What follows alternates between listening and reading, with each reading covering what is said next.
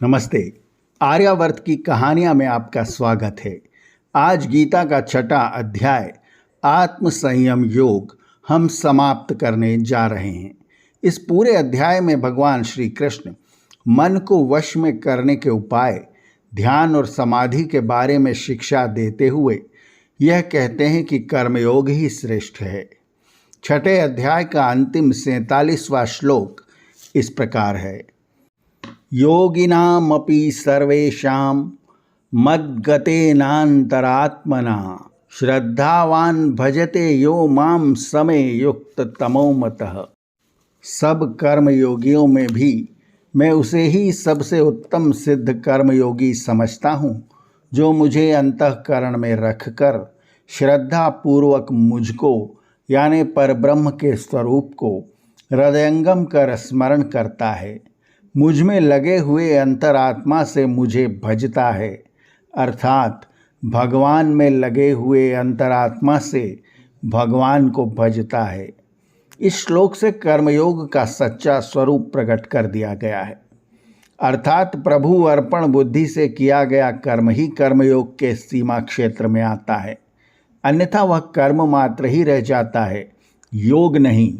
भजन से तात्पर्य हृदयंगम कर स्मरण करना है। भजन मूलतः शाब्दिक कम, मानसिक अधिक होता है। आजकल भजन का अर्थ जोर जोर से नाम का स्मरण करने से लिया जाता है। यहाँ तक कि लाउड स्पीकर यंत्रों का उपयोग कर अधिक से अधिक लोगों को सुनाने का प्रयास किया जाता है। यह सब करते हुए भजन प्रदर्शन हो जाता है। अतः भजन के स्वरूप को ठीक ठीक समझने के लिए आत्मचिंतन की आवश्यकता है कि भजन के नाम पर कहीं हम भटक तो नहीं रहे हैं। भजन का अर्थ है ईश्वर प्राणिधान, यानी कर्म करते हुए सब कुछ प्रभु के भरोसे छोड़ देना, बल्कि हर कर्म को ईश्वर के अर्पण करते हुए करना ही भजन है। हमने भजन को शोर शराबा और हंगामा, चिल्ला चोट करके भगवान को पुकारना समझ लिया है, जबकि वास्तविक अर्थों में ईश्वर के समीप बैठकर हर कर्म फल की आशा को छोड़कर सभी कर्मों को उसे ही समर्पित करना भजन कहलाता है।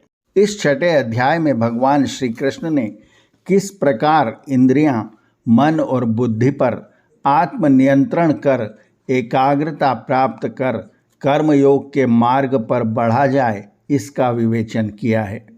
इसके लिए उन्होंने पातंजल योग का साधन स्वरूप वर्णन किया है। इंद्रियों और मन पर नियंत्रण पाकर समत्व बुद्धि प्राप्त कर परब्रह्म का ध्यान और प्राप्ति सांख्य एवं कर्मयोगी दोनों के लिए समान है।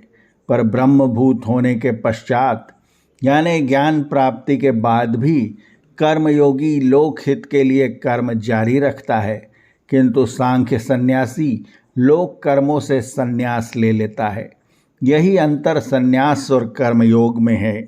अर्जुन ने शंका की है कि मन पर नियंत्रण न कर पाने व प्रकृति स्वभाववश इस जीवन में लक्ष्य को प्राप्त करने में असफल रहने से कहीं वह पतन के गर्त में गिरकर नष्ट तो नहीं हो जाएगा।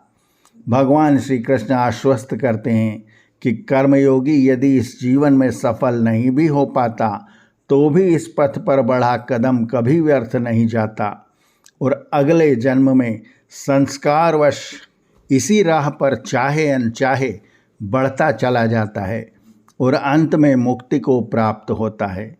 अंत में तुलनात्मक रूप से कर्मयोगी को श्रेष्ठ एवं उस कर्मयोगी को सर्वश्रेष्ठ जो परब्रह्म के तत्व को हृदयंगम कर स्मरण करता रहता है कहा गया है।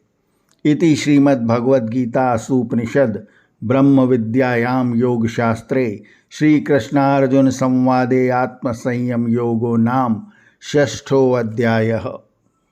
आर्यावर्त की कहानियाँ के अगले अंक से हम प्रारंभ करेंगे गीता का 7वां अध्याय ज्ञान विज्ञान योग।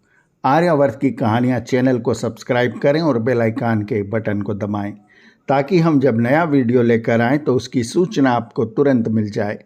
धन्यवाद। नमस्ते।